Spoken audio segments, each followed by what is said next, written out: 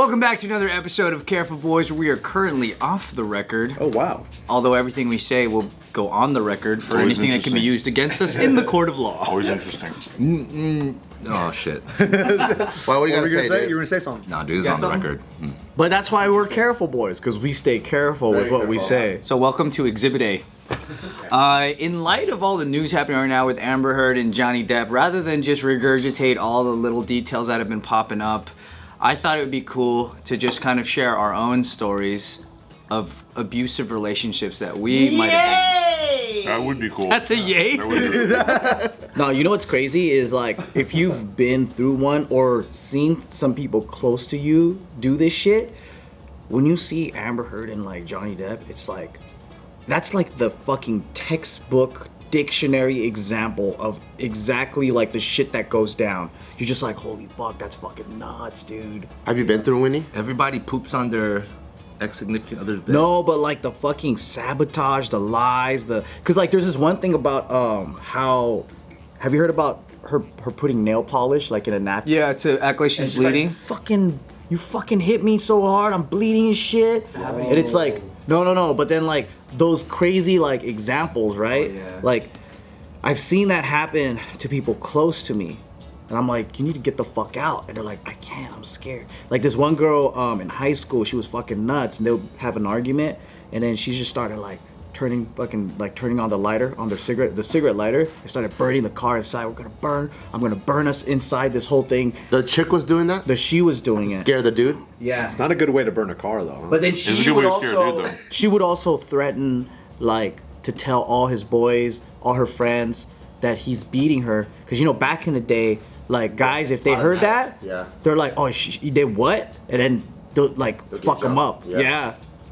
And then so that's like that made him scared to like, oh, I can't break up with her, dude. Like every time like I try to say anything or whatever, like I don't know, man. She's fucking nuts. That's crazy. In like the 90s and early 2000s, no one thought girls could lie. So the minute a girl said one thing, dudes got straight jumped by like 8 other dudes. Yeah. It was crazy. Yeah.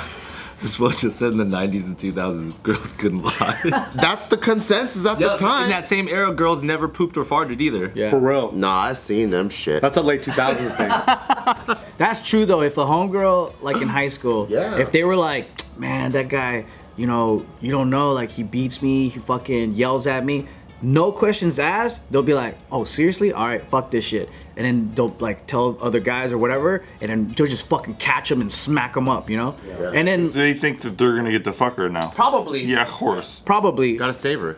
or it's just the honor factor too. Like it might be someone's sister or whatever. Like, and it's just like, oh, you just got to do it. And I'm like, damn, that's crazy because everybody just immediately went, fuck this fucker, let's kill him. Yeah. And that's kind of how it happened with Amber Heard when she went with her expose. Everyone was like, fuck Johnny Depp then, you know? I don't know, I think there's something wired in guys to want to innately also protect, not just want to fuck, but also protect for some reason. Like, this is something we got to do. Or everyone We just never automatically believes the female right away. Well, I never think to think that that's being done by someone who I consider as a friend. Like, I don't think girls are trying to manipulate me to think like, you know, let's use him to do violence on him because I just fucking mad at him. Like that's just too crazy to think. Did you guys immediately go like, oh, Johnny Depp, fuck him? I didn't really know because when it first came out, I was like, this is so weird because, well, what happens behind closed doors, we all know, like celebs and all that, like who knows who they really are. So it could happen, but then at the same time, it's like celebrity shit and crazy things that happen behind closed doors. There's always so much stuff that goes down that nothing surprises me anymore. But Also at that time, right? Like so many it was a Me Too thing? high profile people were getting called out.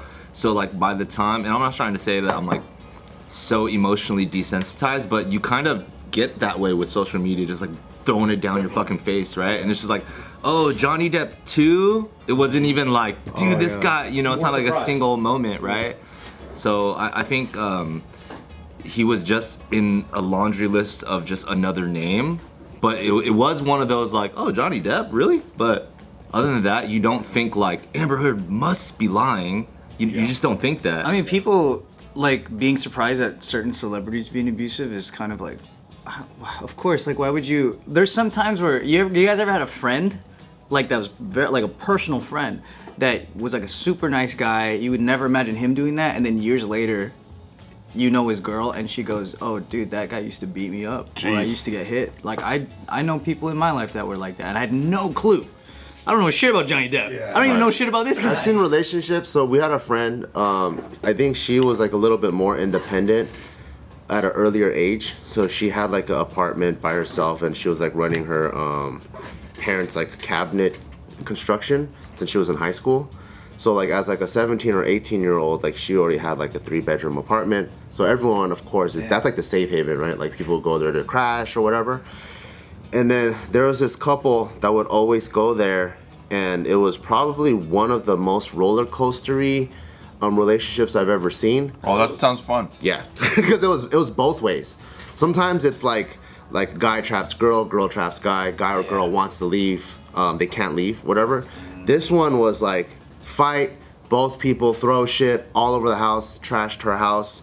And then like one wants to leave. It's not even her house. No, I know. That's the part that sucks. The other one wants to leave. No, come back, whatever. And then all of a sudden, amongst the friends, they're so good now. They love each other. Then the next time, they get into a fight in the car. The dude's driving, and he goes, "If I can't have you, then we both don't live." And he crashes into a street light. And then you're like, okay, for sure this time it's done, because now the parents are involved. They crashed her car, the car's done, and then they're back together again. And it was just like almost every point where on my like I guess ruler of reason checklist, I'm like, oh, I would have been out. I would have been out. I would have been out. Like 7 times, never been out. And it was also so toxic to the point where you couldn't really go, okay, this person is slightly more evil than this person, like bully victim. You couldn't really find the bully victim relationship. It was just like, man, both of these guys are either like perfect for each other or they're really bad for each other. That was crazy. There's an age too where you're just like, dude, I can't imagine my life without this person. Yeah. And it's like such a emotional. And you say that with stitches on your face. We can make it work. You know? You say that to the doctor in the ER. It's intense though. Like that, I remember being in high school and like getting like my first like serious girlfriend, and just having those thoughts of like, I could never imagine my life without this chick, and like you're just so emotional You about get a it. physical reaction almost sometimes. It was more just like you just feel like any argument you get in, you feel like your heart's like gonna come out of your chest and like fall on the ground or something. Like it's a very intense time for you hormonally and shit. I think I can super relate to that too. I think you know, like a lot of couples in high school specifically, you just want to experience all the highs and lows that you get into such dramatic, tumultuous shit just to feel alive, like in some of these scenarios. And I was in a lot of shit like that, where I was in relationships where like my exes hit me with a car because she was like, "I'm out of here," and I went, "No," and then I jumped in front of her. You jumped into the car. And like I'm jumping into it, and She hit me with a car. I've done like all that shit just because like for some fucking weird reason, it's like I wanted to understand what those like I guess what all of those spectrum of feelings are that you see so much in movies and TV and shit, and it kind of like plagues you a little bit. But I think Because you're like, that's what passion is. Yeah, because you don't know any different, right? you just approach it from like a telenovela standpoint. Yes. You're like, dude, that's probably how you do it. Dude. But then when you get older and you're still doing that shit, that's where I'm like, come on, I was doing that a trial and error of like, I don't know what's right. Yeah. But it's like eventually you gotta reach a point, yeah. It's like, I should probably stop the plane, huh? Guess it's gonna be hard, but gotta talk to Homeland Security after. Worth it though. I'm about to fucking suck her up in a turbine and shit. You know, even on lesser scales, like I've definitely like had friends that have been in like long relationship where they just like break up, get back together, break up, back together. There's times where, you know, they're like drunk and just yelling at each other, like a girl just slap a dude in the face. It's like, hit me again. I like seen this shit, you know, like lived with people that do this. And then the next day they're just fucking like cuddling on the couch and stuff, and everything's great. And you're just like, Are you talking about Korean couples? I've You never confront and them. Vietnamese. You never confront them like, yo, you guys might be cool, But what about me, motherfucker? I just had to fucking witness your bullshit. Now I'm traumatized from that shit. And some people like doing that. The collateral damage is crazy. It's like they act like, oh, aren't you happy for us? No, you fucking live in your own goddamn bubble, dude. We all had to hear that shit last night. I had to fucking hang out with you for 8 hours and like talk you through your relationship, and now you're so much better because it's been 35 minutes. Yeah, and now everybody else should feel relieved. Yeah, just fucking chill out. Shut the fuck And up. by the way, who broke my favorite glass? Like I know. Why'd you smash my Ming vase? And they turn around and start giving you relationship advice. You're like, my what the fuck? What the fuck? You guys, last night was a nightmare. I know, Now you guys dude. all get all figured out, huh? But I mean, I could only imagine when it gets way more toxic or way more intense, or different people had different upbringings and have been exposed to different things, so they treat different situations differently. Because when I do see things like the Johnny Depp and Amber Heard stuff, I'm like, that's fucking crazy. You know what I mean? Caca in the bed? Yeah, / like you're on like every fucking drug out there, because maybe there's also accessibility too, right? Like if you have the ability, whether it be the freedom to actually go, you know, on some sort of trip that has all these drugs and whatnot, and then things kind of escalate and get out of hand, like that's a whole different realm, a whole different tier of like toxic possibilities. Yeah. Dude, she's blowing 40 G's a month on wine. Dude, isn't that crazy? Oh shit. Imagine what the pills and like all the fucking drugs and alcohol. How can you even? Is she buying fucking the top-notch, top-shelf, craziest shit? About like every day? 100K, 130 racks, and a month? Well, for wine, that's not even super top. Wine gets so expensive. really? You know what I mean? I think what you develop a palate where you only want good wine too. That's And she's probably buying it the way I buy chapstick, where I buy like 4 at a time. yeah, that's what they say. You're a baller though. It's different. 4 chapstick. One in my car, because that's how bothered I am. I don't like get one Always and keep bring 2 it. on you, dog. Yeah, I got one in my backpack, Supple DSL. one in my truck. I'm just gonna engineer you one where it's all connected and 4 and like this, and just make one big one. So he's constantly just. Yeah, if you get through them that fast, that'll probably be better for you. No, I keep it everywhere. I keep it. That's how balling I am. I don't remember the last time I used a whole stick of chapstick, dude. It's always like a quarter and I fucking disappear. You always lose it. I find it melted in the dryer. Like, son of a bitch! I got that idea from Diddy because he. Shout out to Diddy. Shout out to Diddy. Because one time he was talking about how he only buys 6 CDs at a time, and then they're like, "Wait, why?" And he goes, "I'm not gonna take the same CD from my car into my house into whatever, so I just buy it." So it's in every. How to Go Bankrupt by Diddy. And I was like, "Damn, that's kind Oh, of." we talking about CDs and then fucking chapstick. So I do have my chaps. I'm from balling like that. That's true, bro. Hey, Well, I do the same thing with phone chargers.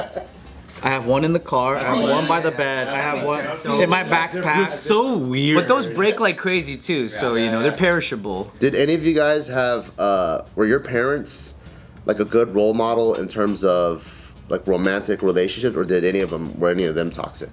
that shit was Not tough. You know what? This is what blows my mind, because usually like violent dads, right? They beat the fuck out of their wives, their whole family, right? I've only seen my mom smack my dad, and he was always sweet to her. Wow. Yeah. So then When he gets smacked, what was it like? Was he like he just excuses himself, or? they were fighting in the car, and then she just wham smacks him in his face, and then I was in the back seat, and I said, "Stop the fighting!" Ah! Yeah, and then they stopped. Like a UNICEF representative. Yeah, and then I felt brave because I was like, "Oh fuck, that stopped it." I don't know. I was a little kid back then, but then I was like crying in the car, and I was like, "You gotta stop fighting! There's too much fighting in this fucking house." But then he just went red face, and he was quiet. He was just quiet, and he was just like completely just still. But I never seen him beat her up or anything like that.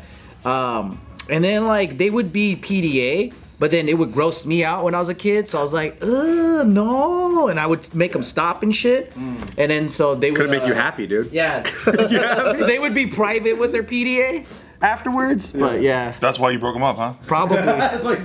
On me, man. My All parents, you. when I was Taika's age, Cock blocked my dad. the most like clear memory I have of like a big fight was I was like 3 or 4, and they were getting fucking pissed, and then I saw my dad throw an apple. I was too young to remember if it was at her or if it was just at the wall, like out of anger. Like an Apple laptop. No, like an apple Apple fruit. 2C. Like a caramel green apple. Yeah. A candied threw it apple. and it Only exploded. candied apples, yo. And I remember just crying, like I didn't even know how to register like our little like family pod having that kind of anger or whatever. And I just was like frozen. and I didn't even really know how to like process that. Time was crazy. You know what? I remember I was talking to my friends about this whole like you know, parents like fighting and shit, right? And they're all like, yeah, man, like they're all bonding over their like dads beating their moms and shit. And I'm all like, damn, that's fucked up, right? And then I told them my story. I was like, yeah, man, my mom, she slapped my dad. And then they started clowning me and they're like, that's because our dad's not a bitch. And I'm like, wait, what? That's the right answer. Asian kings of comedy. Our dad doesn't take shit from our mom, dude. Yeah. He ends it. She starts it, he ends it. Yeah. My dad's a real man. That's a real guy right there. That was the moment when I realized, man, my friends are fucking stupid, dude. Dude, you want to know fucking That's also why people with trauma, they connect well too. Oh, yeah. And then sometimes they pull each other down because there's not another person to come and elevate, you know? It's like both of them are like, nah, we like it when our dads beat our moms. And they normalize it, because what else? Fuck yeah, dude. And then it's a vicious cycle because then they start beating their girls. Because they think that's normal. They think that's how life is supposed to be. You're a man like my dad. Beat me Very up. cool. Yeah, it went from like, oh man, he fucking beats her, that shit's scary, and this and that. And then I was like, oh, what? My mom, she hit my dad, but not the other way around. He didn't do shit. And they're like, oh, because he's a bitch. He didn't do nothing back. And I was like, why is that something you're proud of now? That didn't give you a complex growing up? You're like, damn, my dad's a bitch, dog. No, I thought they were fucking crazy. I was like, who the fuck turns it around and wants their dad to fuck up Good their thing mom? you were smart. Yeah. Because some kids will be like, damn, my dad is a bitch. Because huh? with that mob mentality and like those are your closest Yeah. peers, it's really easy to be like, oh shit. And it's Maybe easy my to go dad's back a home and pussy. be like, Dad, hit her back. You gotta defend yourself. I'm not gonna say nothing. Go ahead. Next time your mom slides your dad, it's just like, hey, my friends think you're a bitch. Because you don't hit her I back. don't stand up to this woman. You gonna let her hit you like that? Disrespect you? I think there's like a strange complex that I feel like I had this, and if there's other guys that have this, definitely check yourself. I never hit a single like girl that I've been with. Like I've always had a code of like that's just not what you do, and I think like in my mind it was like if you're hitting your girl, then you've entered a lower class. Oh, So yeah. then I was just like, it's Oh, just yeah. not, you know, like as much as you're fighting, you just never get to that point. But what I think sounds funny, but However. the drawback, However, kicking is not hitting. flash kicking is not included. When you Suplexes took are your totally wee-wee back, now you're two females and it's okay. Kind of a good loophole. Kind of a good loophole. I think if you're like a young person, like for me, I was like 16, 17, and I think like at a young age when I'm like, yeah, I never hit my girl, I think that gave me a form of elitism in my brain where I said, okay, yeah, I'm never gonna physically hit you, and it gave me a weird point of pride, but I'm gonna mentally fuck with you so far to get that like. So healthy. It's because I didn't take care of the source of aggression. Yeah. I just channeled it through other means. Like I'm not gonna punch you. So you gotta clap back in Make one your other fucking way. life hell, you know, like, and that's I used to do that shit. I'm gonna close the cell door on your ass. Oh shit. You gotta just go with flinching.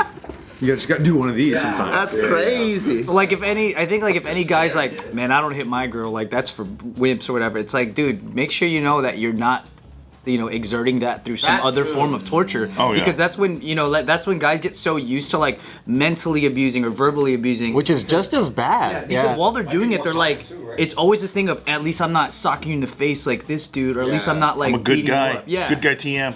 Yeah, that's I remember being such an immature little fuck, but my big move was like, oh, well, I'm breaking up with you. And it's like, you know what I mean? Like that whole like you're never gonna feel comfortable in our relationship because I'll just break up with you every time I disagree with you. Yeah. Holding you hostage, right? Like, Yeah. And then it's like, yeah, all right, we're back together. It's fine. You know what I mean? Like you just once you get what you want. Then it in a doesn't weird mean way. anything. it doesn't mean shit. Yeah, it doesn't mean anything. But that is another form of doing that for sure. I would also agree with Ryan. Like, I think same thing, right? We just have that code where it's like you won't physically abuse a girl, but then like you're like the worst tendencies I've ever had in relationships was verbal abuse. You know what I mean? Because that was the only way to get that same aggression out and feel some piece of shit like concept of control or power. You know what I mean? Or defense in your mind. So, you know, like needing to get checked about like that as well has been something that like I remember still even like still stuff I gotta like work on, you know, because when you get angry you get loud because you don't want to like break shit because you think that that's your way of control. But at the end of the day, you still get angry, you know. So you still gotta, like you said, work on like that aggression. I didn't even know verbal abuse was a thing. It's one of those things where. What do you mean? He's just so used to it, I think. I didn't even know sexual abuse was a thing either. No, like if you hear the word, it just sounds like made up. Yeah. Like it is like. How is that abuse? Right. Like how can you hurt someone? Because when I heard the word, I was like, I only know of like abuse in a physical form. I didn't know there were other kinds. And then how do you even Bart verbally abuses me every day here. Yeah, but that's a love. It's because we grew up with the sticks and stones saying. You know what I mean? Like it's hard to like look at verbal Sticks and stones may break my bones, but verbal abuse sucks worse. That's not what I heard. But it's a concept that it's like you think it's out of bounds or you're allowed to do it because you don't think that it's harmful or it's not a thing. Until you realize how much it can damage someone, then it's like, yeah, obviously that makes sense. Yep. But if everyone's doing it, then it's normalized. And I think that's the thing. Like, if you could think about what the hell Amber Heard had to go through, like growing up, what kind of childhood did she have to where she has to create this persona where she's never herself, and then she also thinks it's okay to fucking be completely abusive to all her partners that are madly in love with her. So it's like, what kind of, I mean, you know, human grows up this way? I think that's what I want to know. Because I'm like, what happened in their childhood for them to become who they are? Comes from somewhere, right? It usually is from childhood. Or it's like maybe she was always like that and was never checked. Like super permissive parents? Because that can happen too. It's like not always from trauma. It's She like, gets gaslit. She gaslights her parents and shit. yeah. And now she's just trying to be heard. I hate that we have to end it here. Verbally abusing